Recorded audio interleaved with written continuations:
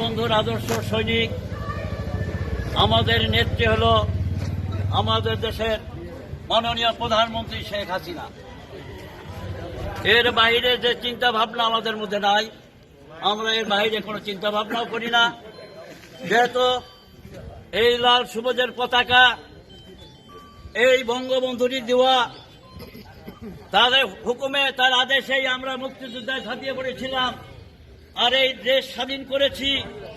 আর এই স্বাধীন দেশে বাঙালি ছাড়া পাকিস্তানের লোক এখানে কোনো কর্মচারী নেই। সবই কর্মচারী আমার আপনার সন্তান, আমার আপনার ভাই ও বোনেরা। দুঃখের বিষয়, পুলিশের মধ্যেও আমি ঢাকা সেন্ট্রালে দেখেছি আমাদের যেভাবে আমাদেরকে আপ্যায়ন করে, যেভাবে আমাদের কথা শুনে, তাতে আমরা মর্মাহত। এই কিছু কিছু কুলঙ্গার পুলিশ অফিসার নামধারা, যেমন জিন্না, যে নাম শুনলাম আমি সালতাতে, মুক্তিযোদ্ধাদের প্রতি যেভাবে বর্বর হামলা করেছে, একটু মায়া থাকা উচিত ছিল যে সে একজন এই দেশেরই বীর মুক্তিযোদ্ধা, যার কারণে আমি আজকে এখানে ওসিগিরি করতেছি।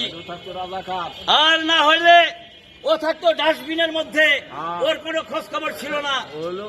আমি পুলিশ ভাইদেরকে বলি, আমি যে এদেরকে আমি ডিসি মহোদয়, আমাদের টিওনো মহোদয়ের কাছে কিছুক্ষণ মধ্যে আমরা স্মারকলিপি দেব যে আমরা যাই শুনি আর না শুনি, কার্যকারী ব্যবস্থা যদি না নেওয়া হয়, আমি 48 ঘন্টার সময় বেঁধে দিলাম।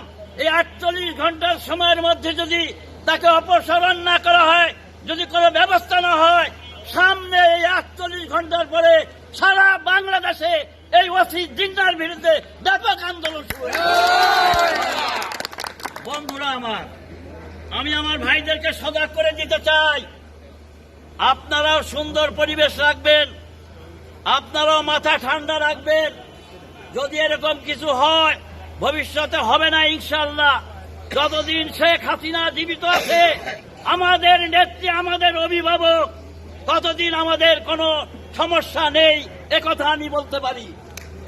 বন্ধুরা আমার, আমি এই প্রতিবাদ সভায় সবাইকে সুস্বাস্থ্য কামনা করে, আর এই প্রতিবাদের নীতি আমরা আমাদের এখন তো হয়ে গেছে, আমাদের ইউনো সাহেব হয়ে গেছে আমাদের কমান্ডার, ডিসি সাহেব হয়ে গেছে আমাদের কমান্ডার। আমরা এখন জেলা প্রশাসকের কাছে, যে আমাদের উপজেলা নির্বাহী কর্মকর্তার কাছে আমরা স্মারকলিপি দেব। এরপরে তারা অতি দ্রুত ব্যবস্থা নেবেন, আর সময় মাত্র 48 ঘন্টা।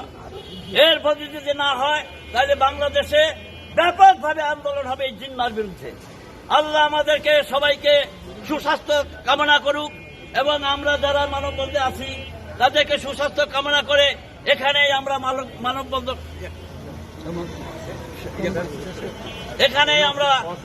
মানববন্ধন শেষ করলাম। আমাদের এখানে আমাদের যে এই কমান্ডার ছিলেন আব্দুল হক সাহেব, উনি অসুস্থতার কারণে, উনি ছিলেন এখানে, অসুস্থতার কারণে উনি থাকতে পারলেন না বলে গেলেন, ওনার একটু সমস্যা হইতেছে, এই জন্যেই